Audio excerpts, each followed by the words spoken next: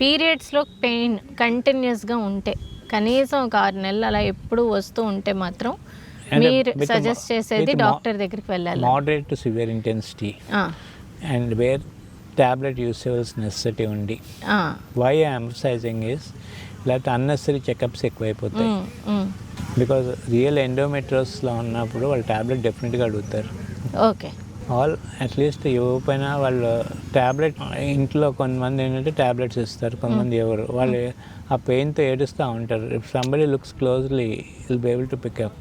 So medical సూపర్విజన్కి వెళ్ళడం మంచిది, టాబ్లెట్ కనుక వేసుకుంటూ ఉంటే సొంత వైద్యం చేసుకోకుండా. ఎండోమెట్రియోసిస్ గురించి నాకు తెలియని చాలా విషయాలు చెప్పారు. ఇవి చాలా మందికి ఉపయోగపడతాయని అనుకుంటున్నాను డాక్టర్ గారు. Thank you so much. I'm happy to share and in this wonderful environment it was much more sharing this. Yes.